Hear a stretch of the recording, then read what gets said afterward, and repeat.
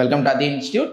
இந்த வீடியோவில் நம்ம என்ன பார்க்க போகிறோம் அப்படின்னா ஸ்டாட்டிஸ்டிக்ஸ் புள்ளியியலில் வரக்கூடிய இடைநிலை அளவு மீடியனை பற்றி தாங்க பார்க்க போகிறோம். சரிங்களா? ஸோ இடைநிலை அளவு மீடியன் அப்படின்னோடனையும் தெரிஞ்சவங்க ஸ்கிப் பண்ணிடாதீங்க. ஏன் அப்படின்னா ரொம்ப சிம்பிளான கான்செப்ட் தான் இடைநிலை அளவு.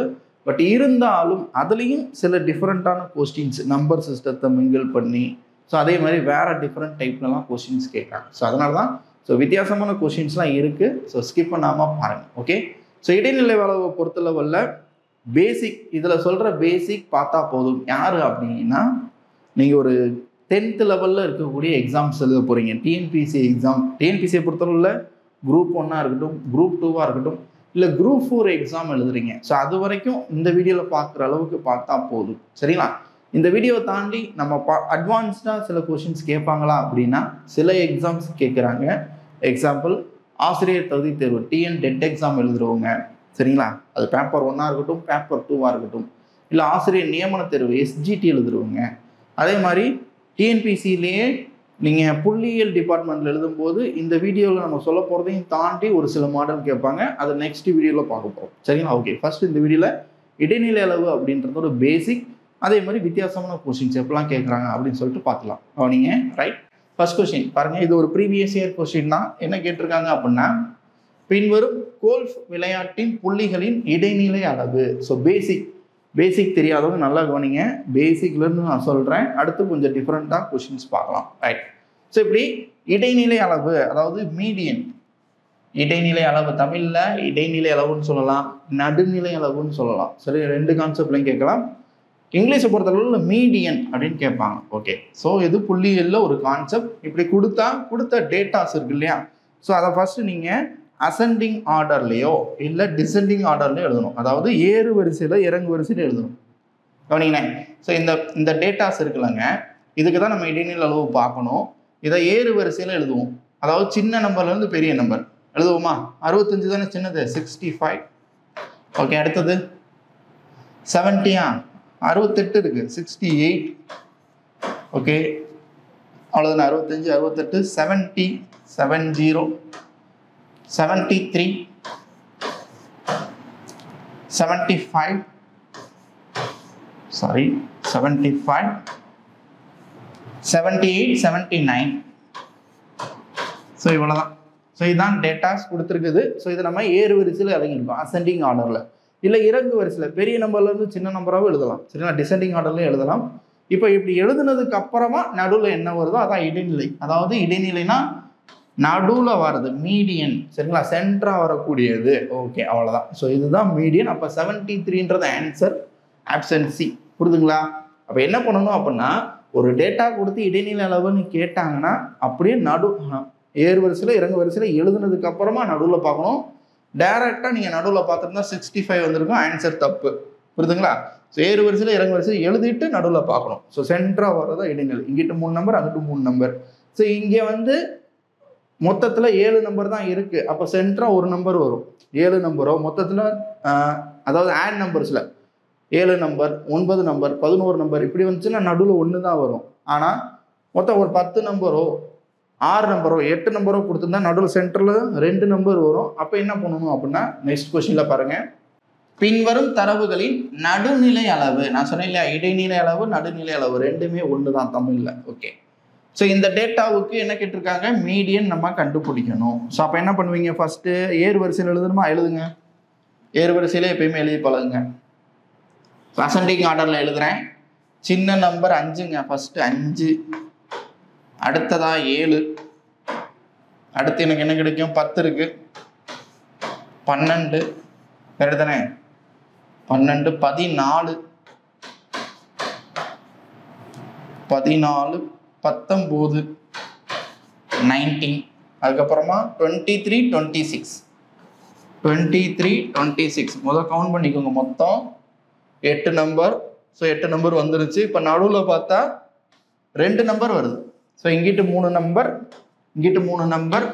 ஸோ அப்போ நடுவில் 2 நம்பர் வரும்போது இடைநிலை அளவு எப்படி பார்க்கணும்னா என்ன சொல்லுவாங்க அப்படின்னா இது 2ஐயும் கூட்டி 2ஆல் வகுக்கணும். இல்லை அப்படின்னா டேரெக்டாக இது 2க்கும் நடுவில் என்ன வரும்? 12க்கும் 14க்கும் 12, 14க்கு பிட்வீனில் என்ன வரும் அப்படின்னா 13. ஸோ இதாங்க இடைநிலை அளவு. அப்போ 13 எங்கே இருக்குது? Option B. ஓகேவா?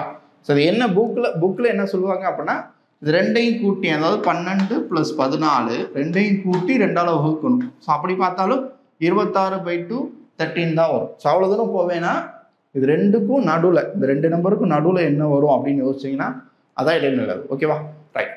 இப்போ போவோம், வித்தியாசமாக எப்படி கேட்கலாம். நான் சொன்னேன் இல்லையா, நம்பர் சிஸ்டம், அதாவது நம்பர் சிஸ்டத்தை தனியாக ஒரு கேள்வியாக கேட்காம இதோட மிங்கிள் பண்ணி இதையும் அதையும் சேர்த்து ஒரு கேள்வியாக கேட்குறது. சரிங்களா? அப்படி கான்செப்டில் கேட்பாங்க. பார்ப்போம். நெக்ஸ்ட் கொஸ்டின் பாருங்க. முதல் 10 பகா எண்களோட இடைநிலை அளவு, அதாவது ஃபர்ஸ்ட் 10 பிரைம் நம்பர்ஸ், முதல் 10 பிரைம் நம்பரோட மீடியன் என்ன அப்படின்றது கேள்வியாக கேட்டிருக்காங்க. ஓகே. ஸோ அப்போ நமக்கு என்ன தெரியணும்? பகா எண்கள்னா என்னன்னு தெரியணும். அப்போ பகா எண்களை முதல் 10 நம்பர் எழுதணும், அதில் சென்ட்ரா என்ன வருது அப்படின்னு செக் பண்ணணும். புரியுதுங்களா? ஓகே. அப்போ பகா எண்கள் எதில் ஸ்டார்ட் ஆகும்? 1ல் ஸ்டார்ட் ஆகுமா, 2ல் ஸ்டார்ட் ஆகுமா? எஸ், 2ல் இருந்து தான் ஸ்டார்ட் ஆகும். 1ன்றது பகு எண்ணும் கிடையாது, பகா எண்ணும் கிடையாது. சரிங்களா? பிரைமும் கிடையாது, காம்போசிட்டும் இல்லை 1ன்றது. அப்போ 2ன்றது ஒரு பிரைம் நம்பர், 3ன்றது பிரைம் நம்பர். பகா எண்கள்லாம் தெரியல, அந்த நம்பர் 1 இல்லை அந்த நம்பரால் டிவைட் ஆகணும், வேற எதாலையும் டிவைட் ஆகக்கூடாது. 4 வராது. ஏன்? 1 2ஆல் டிவைட் ஆகணும், அப்படி தானே? அப்போ வரக்கூடாது. 5.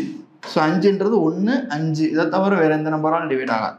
ஸோ இப்படி பார்த்தீங்கன்னா பகா எண்கள் அடுத்தது 7, அடுத்து 11 தான், 9 வராதுங்க, 3ஆல் டிவைட் ஆகும். 13. ஓகே, 12 வராதுல, இரட்டைப்படை எண்கள் எதுவுமே வராது. 17, 19 19. ஸோ மொத்தம் 4 5.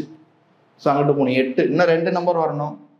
21 கிடையாது, 23. 21 3ஆல் டிவைட் ஆகும், 7ஆல் டிவைட் ஆகும். ஸோ லாஸ்ட்டாக 29. 27 வராது. ஏன்? அது 9ஆல் டிவைட் ஆகும், 3ஆல் டிவைட் ஆகும். ஓகே. ஸோ இதுதான் முதல் 10 பகா எண்கள். ஸோ அதில் நடுவில் 2 நம்பர் வரும். ஏன்னா 10 நம்பர்ஸ்ன்னு சொல்லும்போது நடுவில் 2 வரணும். இங்கிட்டு 4 நம்பர், இங்கிட்டு 4 நம்பர். ஓகே. ஸோ இது ரெண்டுக்கும் நடுவில் என்ன வரப்போகுது? எஸ், 11க்கும் 13க்கும் இடையில 12. அப்போ சி, ஆப்ஷன் சி, 12ன்றது நமக்கு ஆன்சராக கிடைச்சிடும். ஓகேவா? ஸோ பகா எண்களை வச்சு இந்த கேள்வி கேட்டிருக்காங்க. ஓகே, நெக்ஸ்ட் கொஸ்டின் போகலாம். பின்வரும் தரவுகளின் இடைநிலை அளவு. ஸோ இங்கே என்ன கொடுத்துட்டாங்க அப்படின்னா, மைனஸ்லையும் ப்ளஸ்லையும் மாற்றி மாற்றி கொடுத்துருக்காங்க. அதாவது இன்டீஜர்ஸ், முழுக்கள்லாம் என்ன, அதை எப்படி ஆர்டராக எழுதணும் அப்படின்றது தெரிஞ்சிருக்கணும். ஓகே, கவனிங்க. எப்படி எழுதணும்? நெகட்டிவ்ல எழுதும்போது கேர்ஃபுல்லாக எழுதணும். எப்படி எழுதணும் தெரியுமா? நெகட்டிவ்ல மைனஸில் பெருசு தான் இருக்கிறதுலே சின்னதுன்னு அர்த்தம். மைனஸில் வரும்போது பெருசாக வர்றதான் சின்னது, அதாவது -8 தான் இருக்கிறதுல இங்கே சின்ன நம்பர். ஓகே, அதுக்கப்புறம் என்ன வரும்? -3, அடுத்தது -2, -1. ஓகேங்களா? ஏறு வரிசையில் நான் எழுதுறேன். மைனஸில் வரும்போது பெரிய நம்பர்லேருந்து சின்ன நம்பர் போகணும், அதுதான் ஏறு வரிசை. ஓகே, அடுத்தது 0 இருக்கா? 0. ஓகே, அடுத்தது என்ன வரணும்? மைனஸ் ஃபுல்லாக முடிஞ்சா 8 3 2 1 0. அடுத்ததா ப்ளஸில் வரும்போது சின்ன நம்பர் அண்ட் பெரிய நம்பர் வரணும், அதாவது 7 ஃபஸ்ட்டு, 13 14. ஸோ இந்த ஆர்டர் கரெக்டாக எழுதிட்டிங்கன்னா அவ்வளோதான், ஈஸி.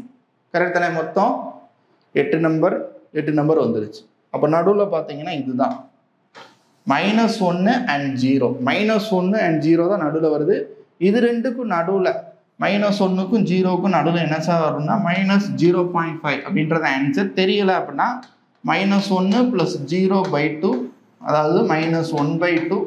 1 2ஆல் டிவைட் பண்ணால் தெரியல, 0.5, -0.5 அப்படின்னு ரிசல்ட் கிடைக்கும். ஓகேவா? புரியுதா? இதுக்கு மேலே ஏதாவது வித்தியாசமாக இருக்குமா அப்படின்னா பார்ப்போம். இன்னும் ஒரு கொஸ்டின் இருக்குது. அடுத்தது டேபிளை வச்சு தான் கேட்பாங்க, அது நமக்கு இல்லை, பேசிக்கான கொஸ்டின்ஸ் கிடையாது. புரியுதுங்களா? ஸோ அது அடுத்த வீடியோவில் பார்க்கணும். ஓகே, இன்னொரு கொஸ்டின் பார்ப்போம். ஏறு வரிசையில் அமைக்கப்பட்ட, ஸோ நம்பர்ஸ் கொடுத்துருக்காங்க என்ற தரவுகளின் இடைநிலை அளவு அவங்களே கொடுத்துட்டாங்க. மீடியன் 24 வருது அப்படின்னா எக்ஸோட வேல்யூ என்னவா இருக்கும் அப்படின்றதான் கேள்வி. புரியுதுங்களா?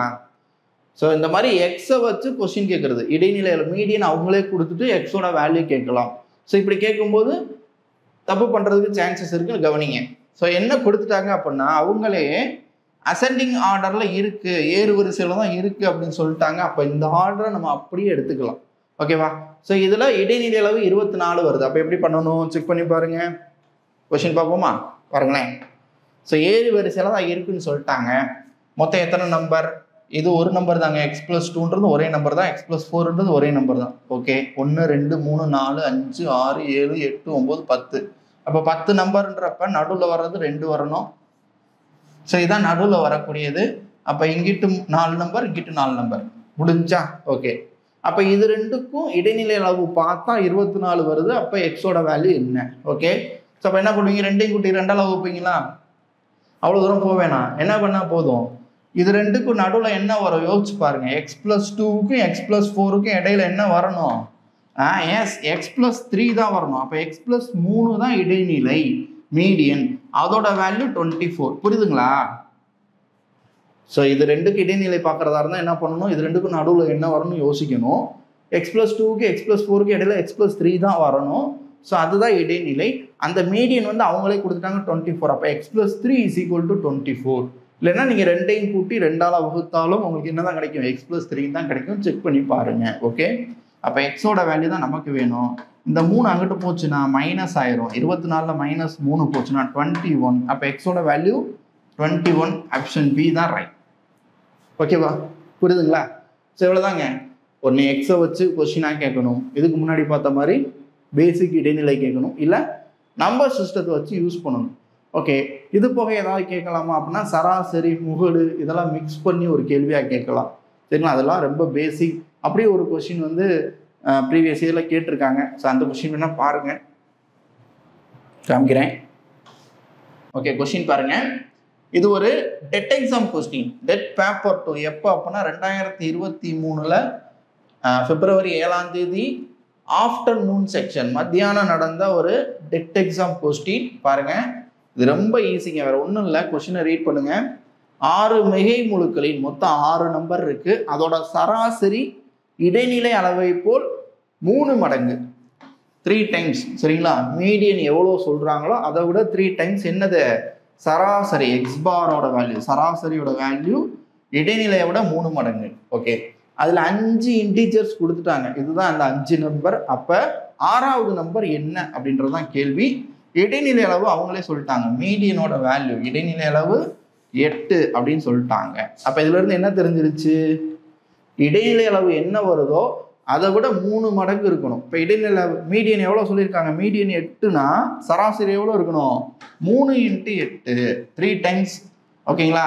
3 டைம்ஸ் மீடியன். மீடியனோட வேல்யூ 8. அதை 3ஆல் மல்டிப்ளை பண்ணால் சராசரி ஆவரேஜ் கிடச்சிரும். ஆவரேஜோட வேல்யூ 24. அப்போ இன்னொரு நம்பர் என்ன, 6வது நம்பர் என்ன அப்படின்றதான் கொஷின். ஓகே. ஸோ சராசரியில் அப்ளை பண்ணி ரிசல்ட் எடுக்கணும். சிம்பிள். பாருங்க, அதாவது என்ன சொல்றாங்கன்னா புரிஞ்சுக்கோங்க. சராசரி எவ்வளோ அப்படின்னா இடைநிலையை விட 3 மடங்கு, 3 டைம்ஸ். 3 times median. அப்போ 3 × 8 24. சராசரி 24. எதோட சராசரி? இந்த 6 நம்பர், இந்த நம்பர் 5 நம்பர் இருக்கு. 3 + 4 + 6 + 9 + 10. இந்த 5 நம்பரோட 6வது ஒரு நம்பரை கூட்டி 6ஆல் டிவைட் பண்ணால் 24 வருது. அப்போ எக்ஸோட வேல்யூ என்ன? இதுதான் கேள்வி. ஸோ இந்த நம்பர்லாம் கூட்டுங்க. 10 13 22 32 32 + x. அப்போ 32 + x = இந்த 6 இங்கிட்டு போனால் மல்டிப்ளேவா? 6 × 24 எவ்வளோ? 6 4 மிச்சம் 2, 6 12 + 2 14, 144 கிடைக்குது. ஓகே. ஸோ நமக்கு தேவை எக்ஸ். 32 அங்கிட்டு கொண்டு போய் கழிச்சிருங்க. 144ல் 32 கழிச்சா எவ்வளோ வருது?